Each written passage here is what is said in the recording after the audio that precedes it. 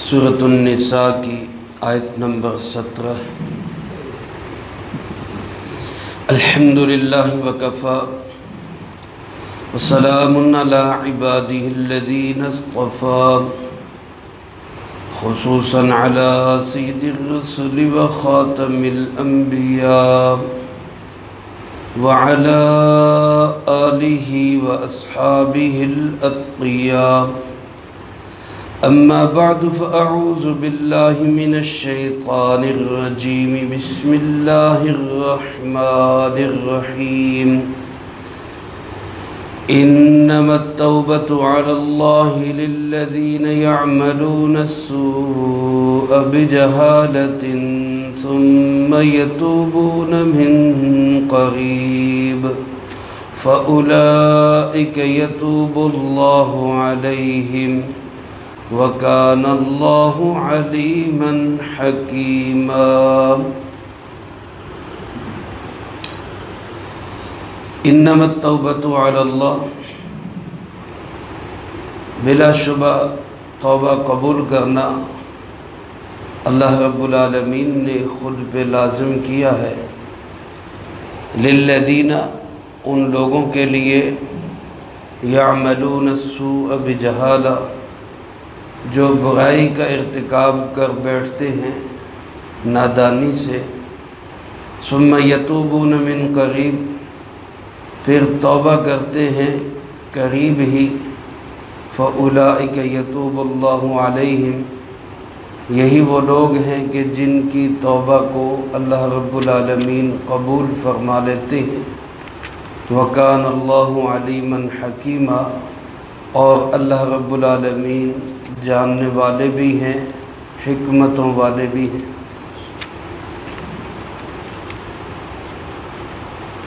اس سے پہلے آیات مبارکہ میں چند ایک برائیوں کا ذکر تھا، نافرمانیوں اور حکم عدولیوں کا ذکر تھا،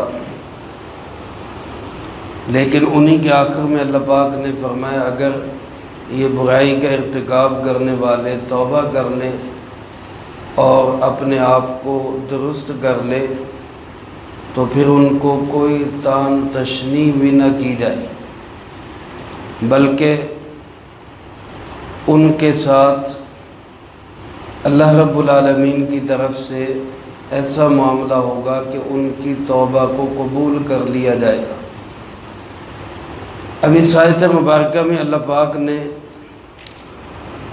اس بات کو بیان فرمایا ہے کہ کون لوگ ہیں جن کی توبہ قبول ہوتی ہے، اور اس سے اگلی آیت میں جو انشاءاللہ العزیز اگلی فرصت میں آئے گی، اس میں اس بات کا بیان ہے کہ کون لوگ ہیں جن کی توبہ قبول نہیں ہوتی۔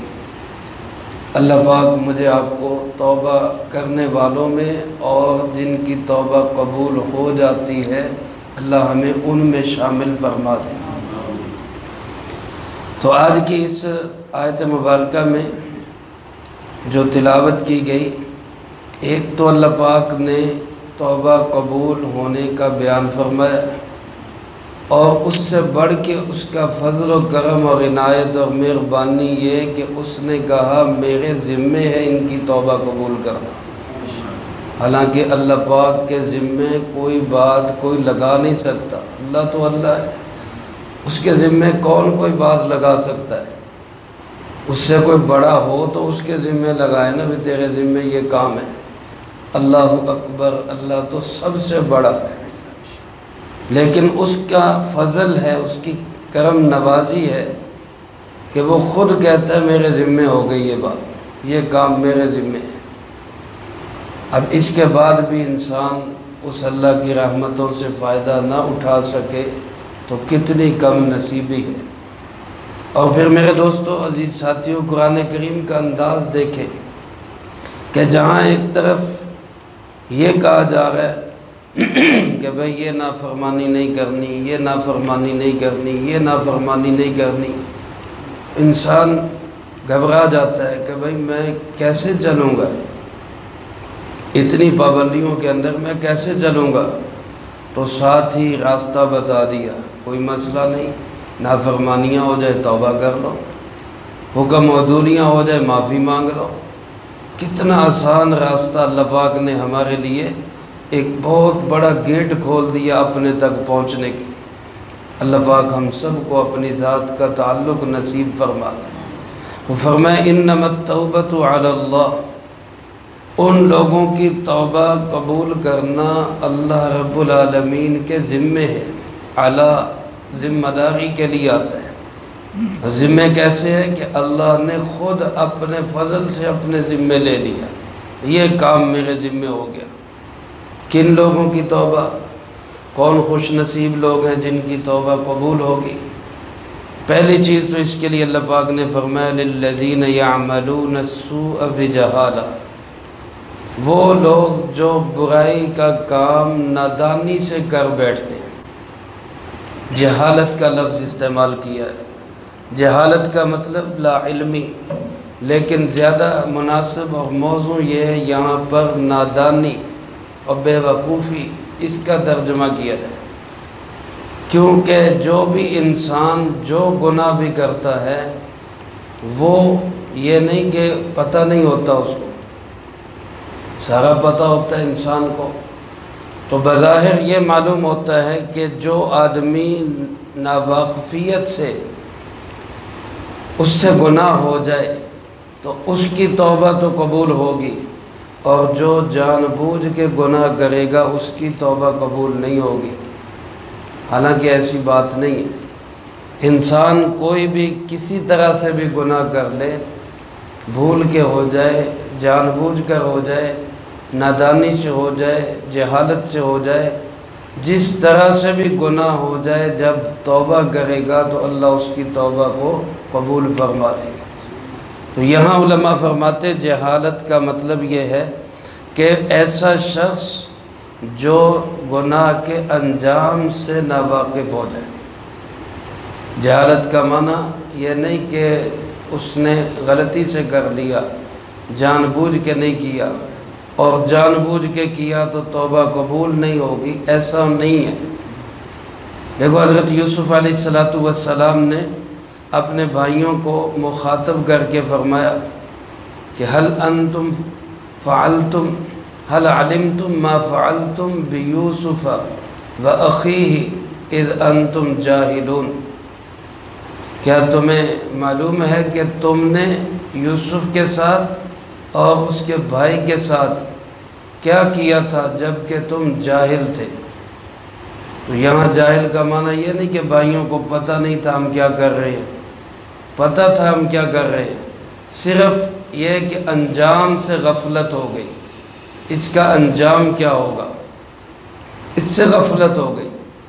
اور میرے عزیز دوستو، جب بھی کوئی بندہ گناہ کرتا ہے تو وہ اس کے انجام سے ہی غافل ہو جاتا ہے، دل سے یہ بات نکل جاتی کہ اس کا انجام کیا ہوگا۔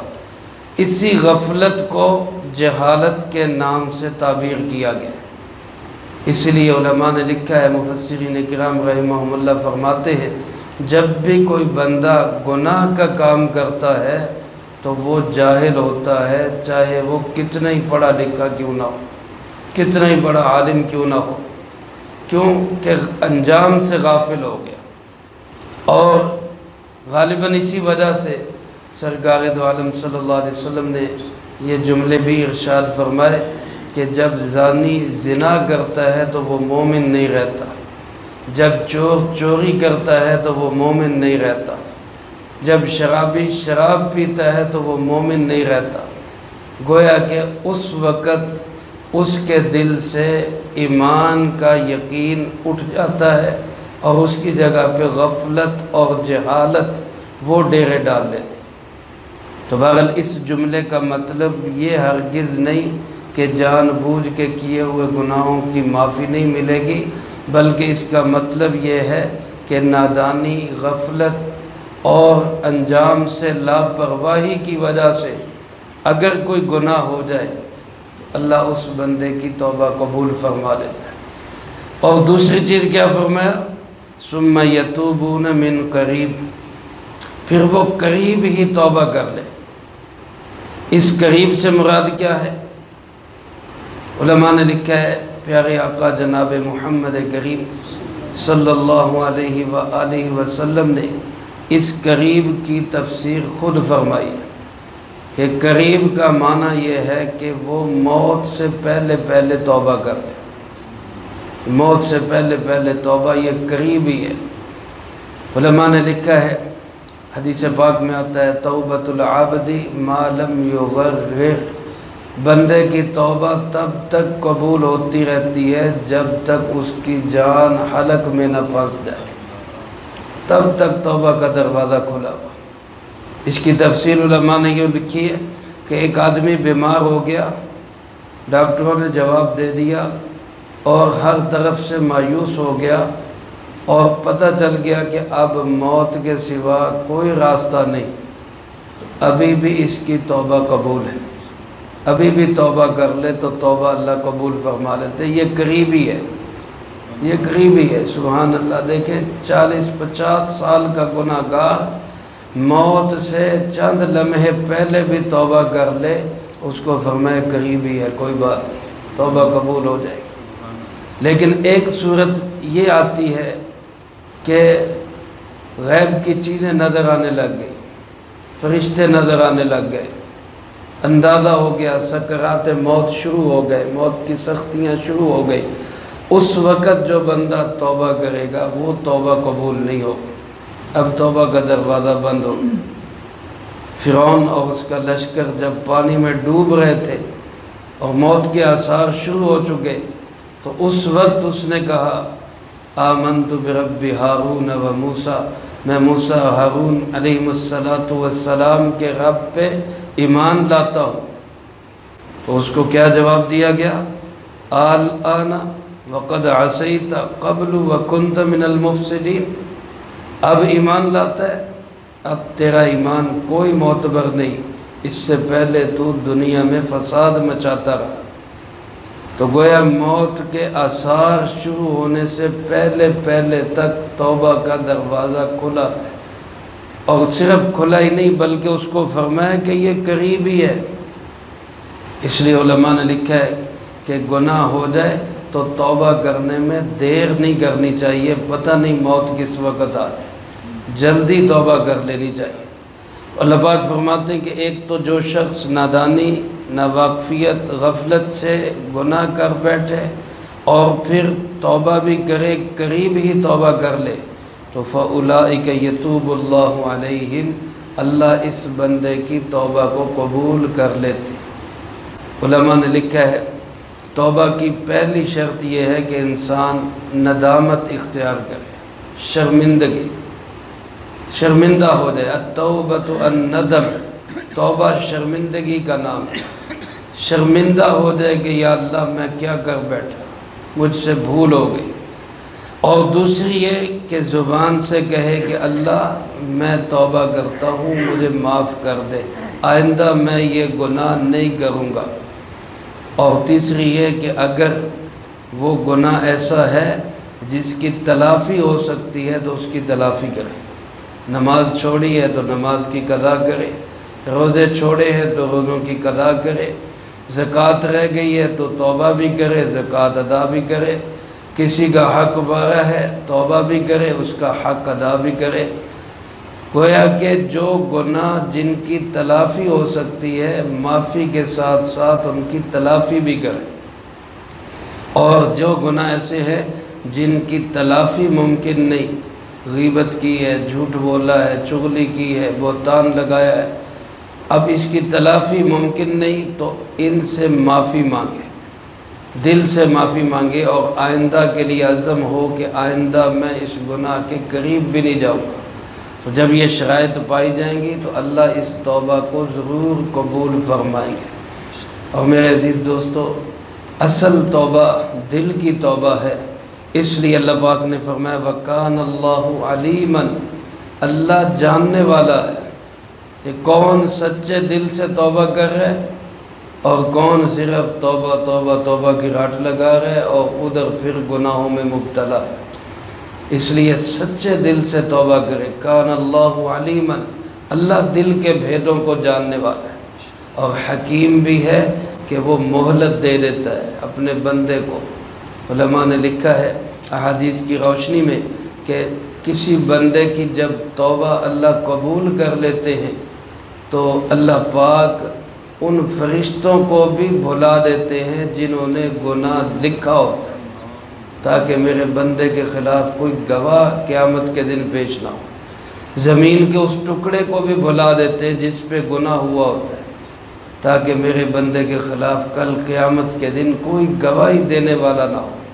اور بعضوں کی توبہ ایسی قبول ہوتی ہے کہ فَأُولَئِكَ يُبَدِّلُ اللَّهُ سَيِّئَاتِهِمْ حَسَنَاتٍ، اللہ ان کے گناہوں کو نیکیوں میں بدل دیتا ہے۔ اللہ ہمیں بار بار توبہ کی توفیق نصیب فرمائے۔ یہ تو وہ خوش نصیب ہیں جن کی توبہ قبول ہو جاتی ہے۔